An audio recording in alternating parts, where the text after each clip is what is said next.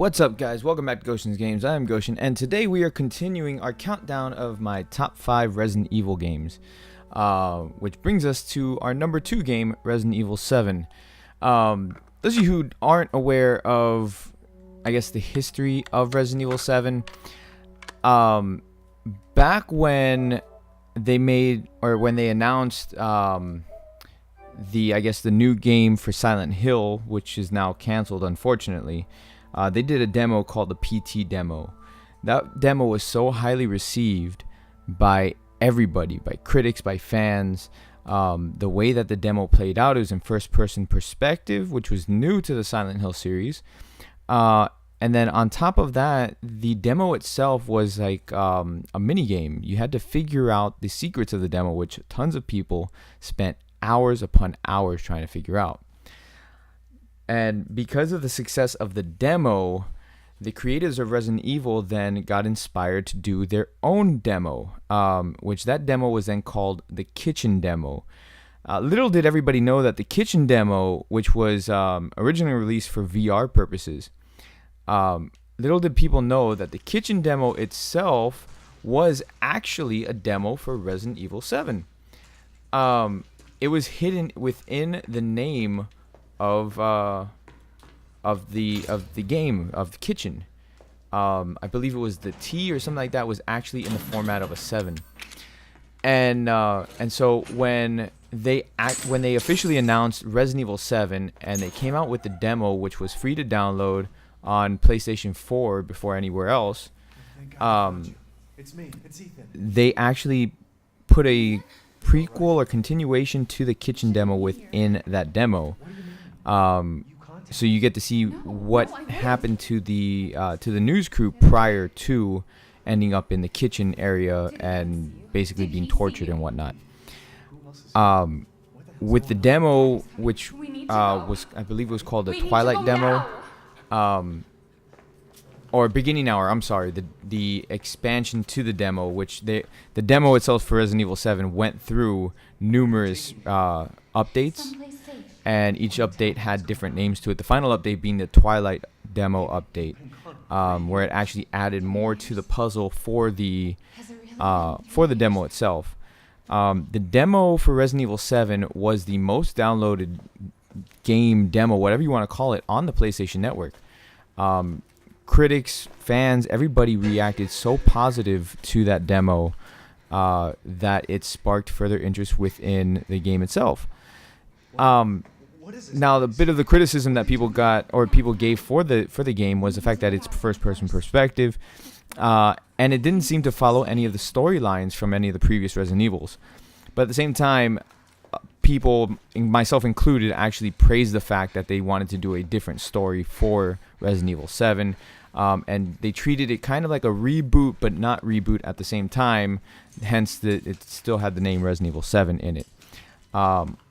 Also, the fact that this is also the first game that had the Biohazard name within the game title together with Resident Evil 7, because over in Japan, the Resident Evil games are actually called Biohazard. They renamed it over here in the US to Resident Evil because they felt that the Resident Evil name, or naming it Resident Evil as opposed to Biohazard, gave a little bit more horror to the game itself. So it was a very big deal that this is the first game that has both titles within the game. And the reason why they did that, they explained it, was because this was such a turn for the Resident Evil series that they wanted it to feel kind of new, with everything that had to do with the game. So the title, the gameplay, everything. Resident Evil was known, which I mentioned this in part 4, Resident Evil was known to actually have brought forth the over-the-shoulder third-person perspective into the gaming world, and every game after that started following that format. So them actually going into first-person perspective gave an entirely different feel for the game. And this game itself, the reason why now we're getting into why it's number 2 on my list, it brought back the horror. So if you've been watching my top 5 list so far, You may have noticed that other games such as Resident Evil 5, Resident Evil 6, Code Veronica have not made it onto the list. There's reasons for that. Resident Evil 5 is, in my opinion, the worst Resident Evil of the main series. It focused solely on action, and was very disappointing for myself and the fan base. Resident Evil 6, while they tried to bring back the horror for a portion of the game, mainly Leon's story, they failed in doing so because they returned back to the action-based part of the game. So this game itself brought back the horror completely, and they focused more on suspense, on like the way that these jump scares go, as opposed to the action. Yes, there's action in the game, but it is definitely less prevalent in this game as opposed to Resident Evil 5 and 6. The action in this game is more along the lines of how Resident Evil 1 felt, and there's a lot of throwbacks in this game to the original Resident Evil. Specifically, the way that the house is designed in this game, the main baker's estate.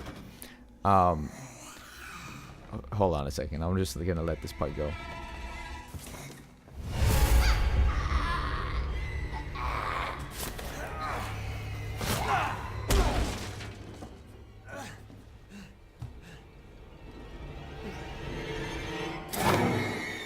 All right, so there, like I said, there's a lot of throwbacks to the original Resident Evil series. You can find little documents that the Baker Estate is actually been built by the same people who built the Spencer Estate in the first game. And there's photographs of the Arklay Mountains from the first game within this game, and like I said, it brings so much of the horror back into this game, which was phenomenal. I thoroughly enjoyed it. I thoroughly enjoyed this game and everything that it brought. Like, I mean, I don't know how many times I played through this game. I probably have played it almost as much as Part 4, but definitely not as much as Part 1. And I can't wait for the next game. This game also, I'm not going to spoil anything, but it is tied in with the original series, or with the original games from the series. It's the way that it ties it in it's very subtle. I mean, you'll find documents and stuff like that, and then the way that the ending of the game itself goes. Again, I'm not going to spoil anything for you guys who have not yet played the game.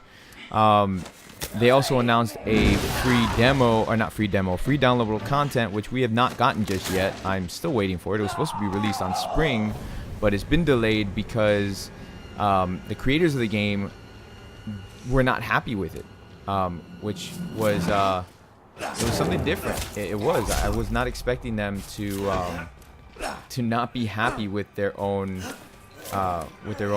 game. To be frank. And it's not. I should clarify. Not that they weren't happy with their game. They weren't happy with the way the I'm sorry. With the way the downloadable content went.